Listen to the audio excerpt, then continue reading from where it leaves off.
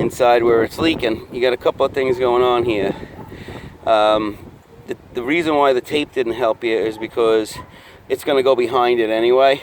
I mean, in a driving rain, I guess it would do something, but you got to help yourself. So, but what's going on here is the way the water wants to come down this valley.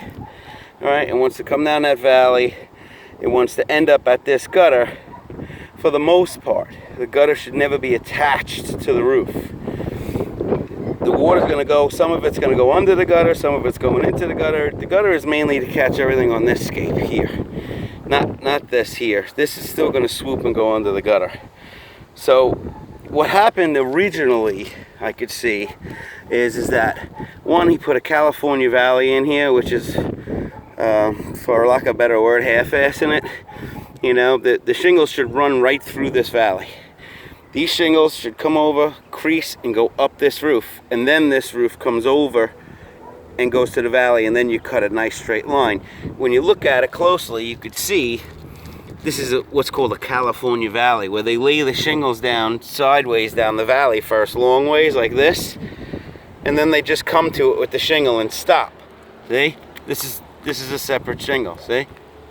So we never like to do it this way. It's not a real leak-proof process to do it this way, but the reason is that he didn't follow through, like I told you, coming through here with this and then coming over with this way and making a total weave.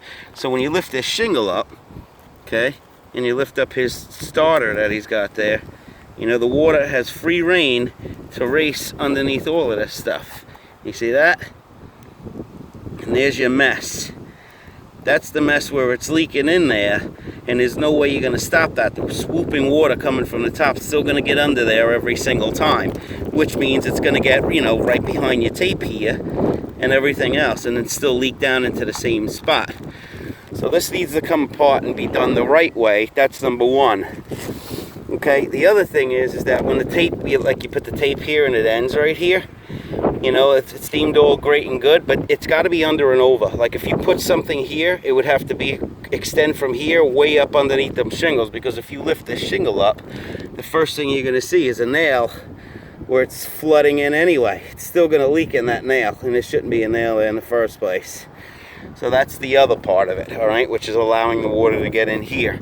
Underneath the lip, you're still going to get spillback. Water's going to come off of this roof and grab the bottom of the shingle, kind of like if you're taking a pitcher full of water and you try to pour it into a glass, it rides along the edge and drips on your table. The same thing happens here, which is going to allow it again to go right behind all the tape.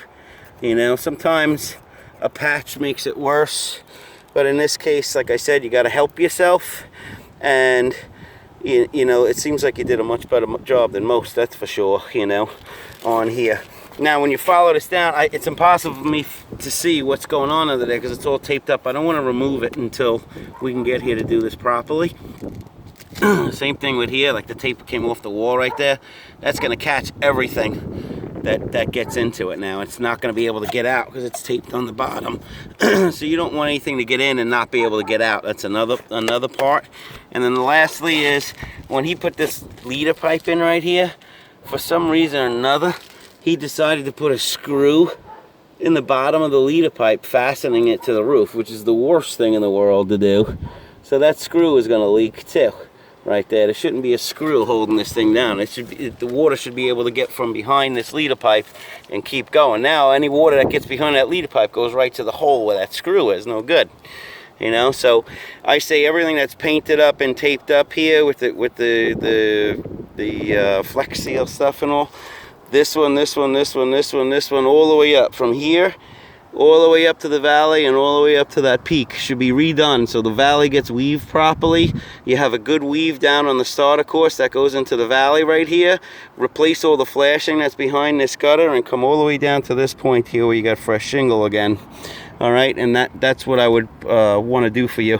The other part of this is what I was explaining before about the vent pipe. You see you got the vent pipe right there? There's the vent pipe. It's not part of your leak in the kitchen, but it's leaking anyway, you know. So here's that flange. You might have saw it already. Look at it. It's totally disintegrated there, and you could look right down into it. So this pipe is running through the wall between your kitchen and your bathroom, and all the water's cascading down in there, and you're not going to really see it if it's riding the pipe all the way down the way you want it to. You know, go all the way down to the basement. That's the easiest way to do it. For the water, rather, that's a better leak, you know, than leaking all over your sheetrock. But at the same time, if I'm going to be here doing that, let's just change this vent pipe flange right here and put a new one on there, so you're good and sealed, and you don't have to worry about your new renovation get ruined. And also, I'm looking at a nail that's protruding right through there, that's rusting and taking water, that's going right through the flashing for that flange. That's no good too. Everything else looks like it was done okay. But yeah, you take the shingles out from around the pipe, you replace the flange with new shingles, no big deal. So those are the two things that you got to do over here. I think it's a waste for me to take your $220, come here and try to do something with what you got. I think it's just better to do it right, you know, the first place, and be done with it, you know. Let me know what your thoughts are.